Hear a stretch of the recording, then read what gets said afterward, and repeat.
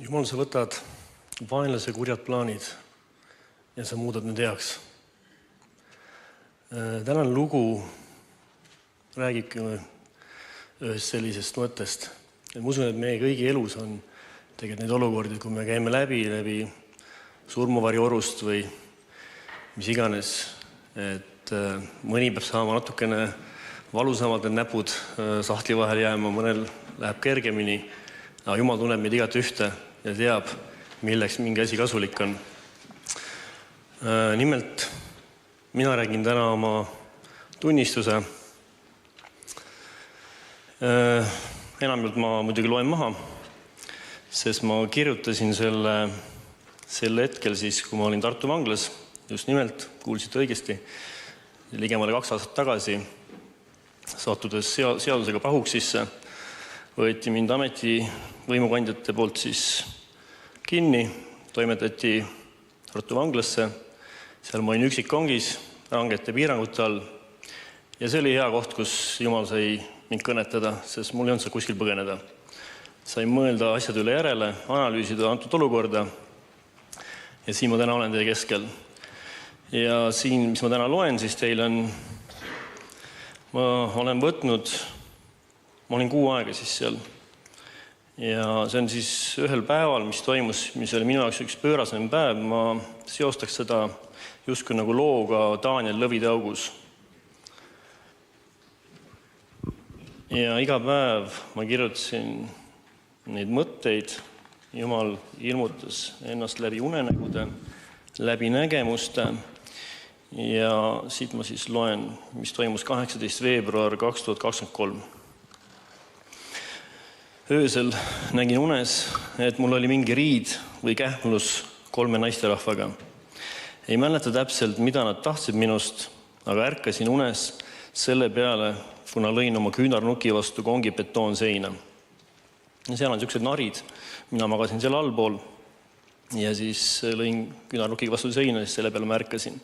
Seejärel ajasin ennast püsti, palvetasin ning lugesin piiblit. Laulud 5.4. Issand, sa kuuled vara mu häält, vara ma valmistun sinule ja olen valvel. Tänane päev oli vaimselt siiani olnud päevadest kõige pöörasem. Nimelt hommikune välja puuri minek. Kinnipeetavad saeti kõik eraldi puuridesse ja see vaimne terror, mis pihta hakkas, oli õõvastav ja hirmutav. Olen tänulik Jumalale, sest tema kandis mind tõesti läbi väga raske olukorra. Adrenaliin möllas täiega mul sees ja hirm oli naha vahel. See oli umbes see aeg, siis, kus ma olin juba circa 2 nädalat seal siis juba üksikkongis olnud. Nädal aega, esimene nädal ma ei käinud üldse väljas, ma ei tahtnud välja saada. Ma olin nagu oma mõtetes, et mul oli seda aega vaja lihtsalt siis. Ja siis mingil hetkel ma siis juba palusin, et mind ka välja lubataks. Mind saeti puuri number 6. Minu ümber olid karmid vennad, kes tahtsid mind allutada enda kuritegeliku plaani. Sisenedes puuri number 6 kirjutasin esmalt näpuga pingil oleva lume sisse. Jeesus on issand. Maa pinnal eelmisel päeval tehtud risti puhastasin üleliigsest lumest, mis oli öö jooksul jõudnud õhuks ja kihina täis tuisata. Need karmid vennad naeravad nagu hüäänid. Seinale tegin lumepallidest 2 naerunägu ja siis läks vaimne terror lahti. Ma olingi nüüd jäetud saatana kiusata. Konkreetselt pöörduti nüüd minu poole, hüüti number 6. Selles suhtes täpsustan, et me ei olnud seal nagu kõik koos ühes. Meil olid seinad vahel, betoonseinad. Hüüti mind number 6 ja peksti vastu betoonseina, nii nagu öösel nähtud unenäos. Hirm tahtis neelata mind endasse, nad karjusid ja ähvardasid. Õnneks mõne aja pärast pandi käima Retro FM, nii et ma ei pidanud kuulma palju nende ähvardusi enam. Nad pidasid minu vastu salasepitsusi. Raadiost tuli parasjagu lugu Joel Steinfeldi esitlusest Olen tiigrikutsu ja ma ei karda kedagi. Seejärel tõstsin käed taeva poole, et kui ma teile siin praegu seda räägin, siis tegelikult mul see pildina kõik käib läbi. Et vaadake, kui teil on elus mingi raske olukord olnud, siis tegelikult on hea need asjad üles kirjutada ja te näete, kuidas Jumal on teid läbi kandnud. Et see mõte ongi see, et ma justkui nagu kutsungi teid selle rännakule kaasa selles mõttes, et pange ennast minu olukorda. Seejärel tõstsin käed taeva poole, ülistasin Issandat. See oli tõsine katsumustest. Saatan kiusas mind ja ähvardas. Aga Jumala sõnas on öeldud, et Issand ei lase meid rohkem kiusata, kui suudame taluda ning et ta valmistab ühtlasi ka meile väljapääsu. Ma nägin vaimu silmas, et olin nagu Daniel lõvitaugus, kus Issand sulges lõukoerte suud. Õnneks ma ei pidanud olema nende meestega samas puuris. Seinad olid küll vahel, kuid samas siiski justkui nagu nende keskel. Saatan üritas mind hirmu kaudu allutada. Ma olin vaikselt ja seda näljasemaks ning rahutumaks need höänid muutusid. Ma nimetasin neid höänideks, kuna nad naersid nagu höänid. Et mul ei ole inimese vastu mitte midagi. Ma armastan inimesi, isegi vaenlasi, ma õnnistasin neid, aga lihtsalt ma nägin nagu seda vaimset pilti. Mul oli selline tunne, et nad tahavad mind alla neelata. Tõstsin oma pilgu üles paludes ning tunnistades enda üle Issanda rahu. Ma kogesin Jeesuse Kristuse kaitset ja otsustasin jääda kindlaks, saagu, mis saab. Selle sündmusega ma mõistsin unenäo tähendust. Nimelt oma unenäos nägin riidu või kähmlust 3 naisega. Unenäo tähendus, need 3 naist ehk 3 teemonit olidki tegelikult reaalsuses need 3 vene keelt kõnelevat meest. Tegemist oli vaimse lahinguga. Unes jäigi see arusaamatuks, mida nad tegelikult minust tahtsid. Aga see oli ka unes väga ebameeldiv kogemus, nii et ärkasin selle peale, lüües küünarnuki vastu betoonseina. Ja samuti vastu betoonseina tagusid täna need 3 räuskavat meest. Et seal oligi 3 meest, betoonseinad ja see pilt läks kokku sellega. Mina lihtsalt hoidsin käsi üleval, terve see aeg siis, ja tantsisin. Niisiis hingevaenlase plaan täiega nurjus. Ta oli jälle üritanud mind hirmule allutada. Ta kasutas selleks neid inimesi ja kurat ütles mulle sedasi. Konkreetselt ma tundsin, kuidas kurat nii-öelda ähvardab mind. Et kui sa nüüd nende meestega kampa ei löö, siis sa varsti satud vanglasse ja sinust ei jaksa hakkliha. Hirmu tumedad pilved olid minu kohal. Seepeale ülistasin Issandat ja mõtlesin Jeesusele. Saab, mis saab. Nad võivad mu ihule teha kurja ja võib-olla isegi tappa, aga minu vaimu nad ei murra, see kuulub nüüd alatiseks Issandale. Seepeale tunnistasin, et mis puudutab minu vaimu, hinge ja ihu, siis meie teenime Issandat kõiges. Aamen. Aitäh Jeesusele eeskuju eest, et kui teda kiusati, piinati, mõnitati ja sülitati näkku, siis enamjaolt ta vaikis. Ma tundsin ise sel hetkel, et pole mõtet torkida ega narritada lõukoera, las klähvib. Minu tugevus on Issandas ja suudan talitseda oma keelt ja valitseda enda meelt. Tundsin sel hetkel, kuidas Jeesuse Kristuse eeskuju järgides tuli see mulle kasuks. Ja kui see olukord oli möödas, täitusin sügava rahulolu tundega. Just nagu Issand oleks saatnud oma inglid mind teenima. Mind valdas sügav rahutunne. Kaitseinglid hoiavad ning kaitsevad meid. Vanglasüsteemist saan ma aru, et kui sa ei tee nii, nagu nemad soovivad, siis oled automaatselt nende vastane. See aga tähendab vaenlast. Kui aga teed, siis oled sõber, aga ainult seniks, kuni nende heaks töötad. Mulle meenutab see näide seika minu enda elust. See võis olla 2006-2007 aasta, kui käisime perega Egiptuses puhkamas. Jalutades mööda tänavat Sharm el-Sheikhis oli seal keegi egiptlane, väikese suveniiri ja riide poepidaja. Ta kutsus meid sisse või siis tegelikult pigem tiris meid oma poodi, riputas meil igasuguseid salle kaela, pani riided selga, ehtis ehetega ning näitas sellega välja suurt külalislahkust ja juba tunduski, et nii tore ja lahke ning heade kavatsustega inimene. Harilikult on selle taga üles seatud konks.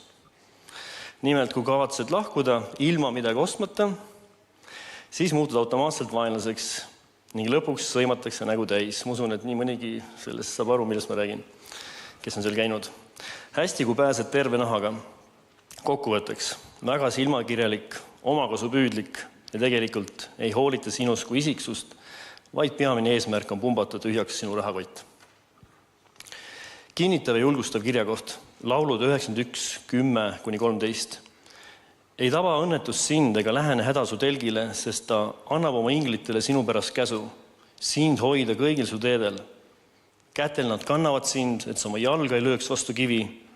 Sa astud üle lõvide ja rästikute, noored, lõvid ja lohed sa lömastad. 18. veebruar kell 3. See oli nüüd sel hetkel, siis kui ma olime õues ära käinud ja siis oma nii-öelda selles üksikkongis tagasi. Et enamus ajast ma tegelikult kirjutasin, palvetasin, ega seal palju muud teha ei olnudki, ega saanudki. Kogen vaimus, kuidas need šaakalid, ehk siis hüäänid, on minu vastu suunanud oma salaplaanid. Kurjad vaimud on nüüd väga tigedad ja varsti hakkab miskit juhtuma. Ma panen need mõtted ennem kirja, et oleks teada kõikidele, et Jeesus Kristus toob päevavalgele kogu kurjuse, mis minu vastu on suunatud.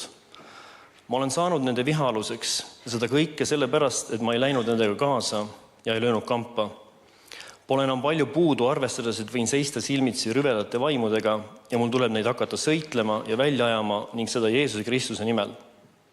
Inimesed on siin kained, keegi ei saa tarbida kahtlaseid aineid või jooke, aga selline viha ja vimm, mis on suunatud minu vastu, ilmselgelt on tegemist vaimse sõjaga. Kurat vihkab mind nüüd veel enam, kuna ma olen pääsetud talle vere läbi, aga tõsi, see viha on neil suur.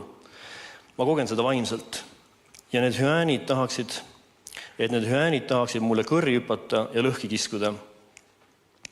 Issanda vaim on aga mind teinud julgeks, ma ei karda neid. Ma tean, et tegemist on taevaluste kurjade vaimudega ja õnneks olen ma varustatud kogu vaimuliku sõjavarustusega. Jeesuse Kristuse veri on püha ja need rüvedad vaimud eesotsas saatan isiklikult värisevad kõik Kristuse jalge ees. Kui issand on minu poolt, siis kes saaks olla minu vastu? Sest suurem on see, kes on minus, kui see, kes on maailmas. Las urisevad ja auguvad, sest kui nad veel kaua uluvad, siis sekkub Jeesus näidates oma väge, et issand au tuleks esile.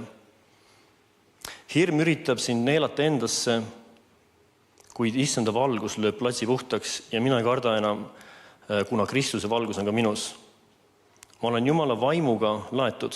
Mul on vaimu mõõk, usukilp, päästelootuse kiiver, ühesõnaga kogu vaimulik sõjavarustus. Ma näen vaimu silmas seda, kuidas nende hüäänidel ila tilgub ja juba nad tahaksid mind pureda, aga nad ei saa, sest nad on lukustatud igaüks oma kongi. Läbi ventilatsioonitorustikke nad peavad minu vastu salakavalat plaani, kuidas mind kätte saada. Hetkel vaikus enne tormi. Kurjad vaimud vajavad ihu või keha, kus nad saaksid pesitseda. Ja on ka olnud selliseid näiteid, et neil inimestel, kellel on rüvedad vaimud kaasnenud üleloomulik jõud ja see on ka põhjendatav, kus see pärineb.